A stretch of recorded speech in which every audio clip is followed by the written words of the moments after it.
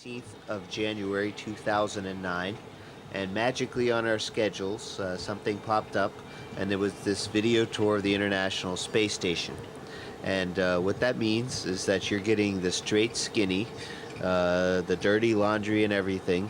We didn't have a chance to clean up, and also we're in the middle of remodeling. STS-126, also known as the ULF-2 mission, came up about 6 or 7 weeks ago, and we're still putting everything together, putting it away. So things are a little bit cluttered up here. Certainly not dirty. We clean it all the time, but it's a little bit cluttered, so you're going to get a chance to see that. But along the way, you'll get to see real life of what the International Space Station is like, and you can see how proud I am, my crew is, and the entire space station team is of our beautiful International Space Station. And get ready, because it's big. And so we're very pleased to be able to show you this video today in high definition. Okay, here we are at the very front end of the International Space Station. This is the forward end of Node 2, and this is right behind this hatch is the PMA, the pressurized mating adapter, to which the space shuttle docks whenever the next space shuttle comes. We're about 1 month away from the 15A mission, STS-119, with Lee Archambault and Tony Antonelli and the rest of their great crew. You can see we have our flags up here at the most forward part. It's a 15-nation partnership, this International Space Station. So we'll start with the Node 2. We will stop at the Kibo module here, the Japanese pressurized module, and the Japanese logistics platform.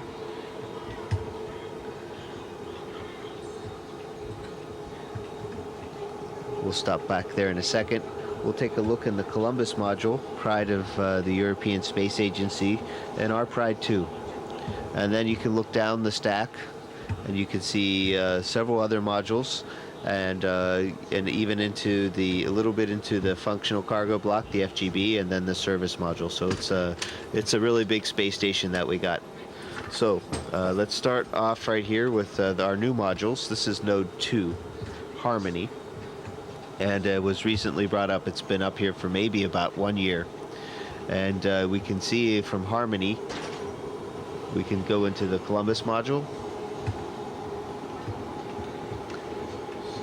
PMA to where the shuttle is, and the GEM. So we have stowage in the overhead above, and an interim resistive exercise device until we get the advanced resistive exercise device up and running. We get to use IRED until ARED is good.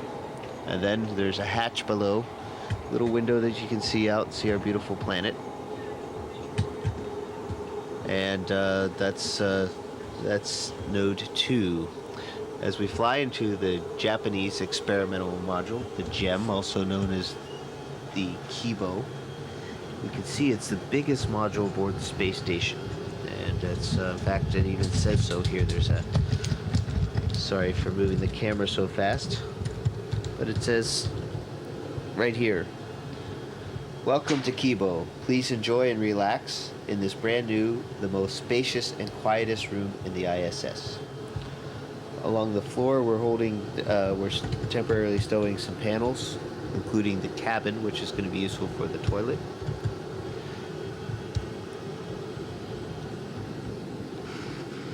You can see here, this is the SIBO rack, which is for cell biology. And then we have a fluid rack, Urutai. So these are the two main Japanese science racks that are up here now. There's more that are coming. Behind these panels here is nothing. It's the actual shell of the spacecraft. And you can see there's wires and a few wires back there. And if we're lucky, we'll see a shell heater, these orange strips, and they keep the actual body of the space station from freezing or getting really cold by running electrical current and keeping everything warm with the heaters. Okay, we'll stop right here real quick and take a look on the floor, on the deck they call it. This is the -80 lab freezer, Melfi.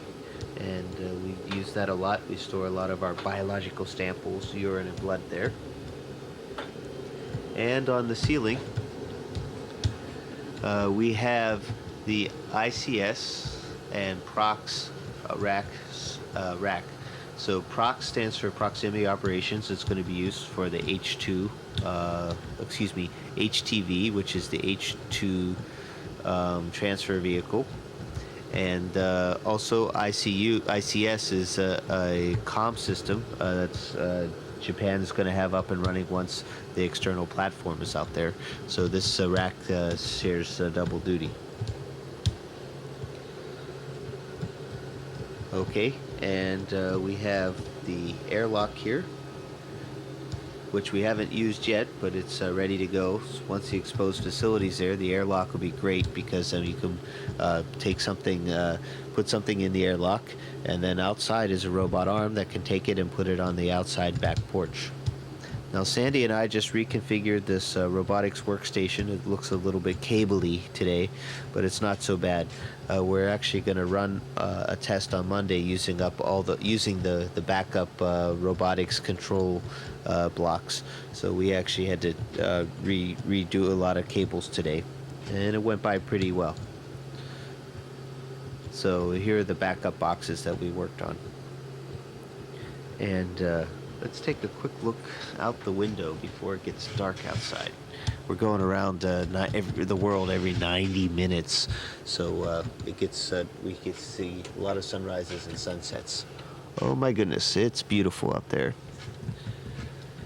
So this is looking out the port side of the space station, and we're actually also on the front side, so front port side of the space station. And let's take a look what we can see out there. We can see the robot arm I was talking about, the GEM RMS.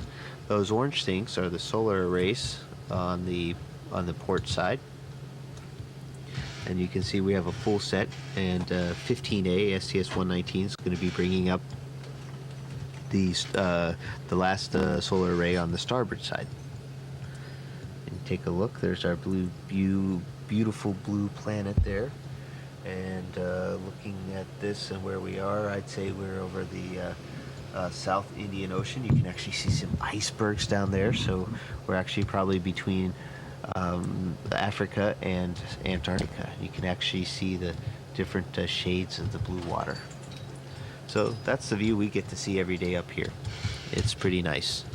All right, closing the window shutter. The Japanese guys always think it's fun when we talk about closing the window. It's like, no, closing the shutter, because the window should never be open. Okay. Now we're going to float up. One of the few modules that actually goes up, and that's the Japanese, or the GEM Logistics Platform, the JLP. It's very empty in here, very few handrails to grab on with your toes or your hands.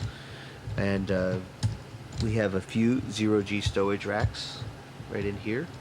We also have a few of these, what they're called soft dummy panels, which there's nothing behind.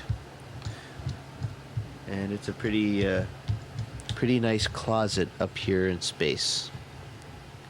Then if you look down, you can see the deck, the airlock there on the port side. And we'll just float on right down. It's a lot of fun. Okay, so now fly with me. We're going to go to the Columbus module. Let me adjust my camera here.